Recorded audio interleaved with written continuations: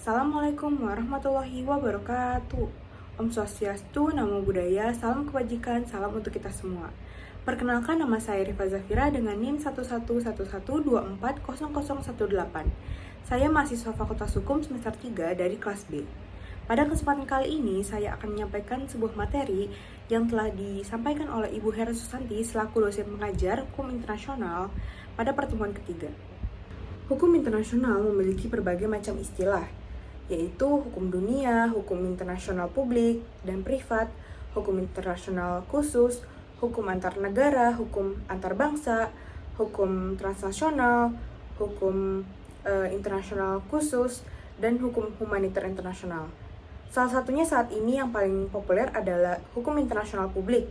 Mengapa begitu? Karena paling sesuai dengan perkembangan zaman saat ini, yaitu hukum internasional tidak hanya mengurus tentang perkara negara saja, namun juga mengurus tentang subjek non-negara seperti individu, perusahaan, organisasi, dan juga pemberontakan yang terjadi.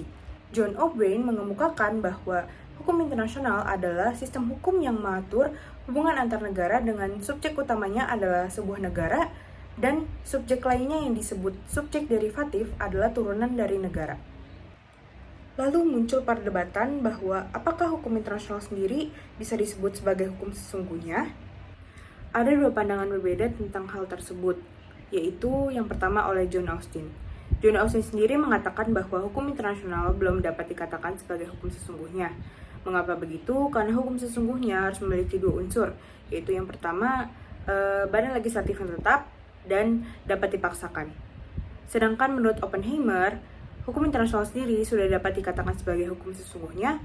Mengapa begitu? Karena pada dasarnya aturan-aturan yang sekarang ada di internasional adalah aturan-aturan yang diterapkan di berbagai negara dan diadaptasi oleh para negara-negara tersebut melalui sebuah perjanjian internasional. Salah satu contohnya adalah hukum laut internasional dan juga hukum ruang angkasa internasional. Lalu apakah hukum internasional sendiri sudah dapat dikatakan sebagai hukum sesungguhnya? Menurut saya pribadi, hukum internasional sendiri masih belum bisa dikatakan sebagai hukum sesungguhnya.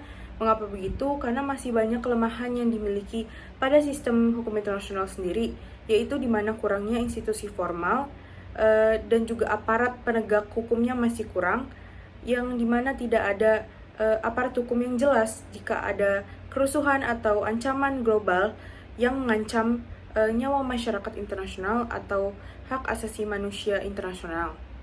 Sekian yang bisa saya sampaikan pada kesempatan kali ini. Apabila masih banyak materi yang kurang lengkap atau penyampaian kata-kata yang kurang jelas, mohon dimaafkan. Kurang lebihnya dari saya. Wassalamualaikum warahmatullahi wabarakatuh. Terima kasih.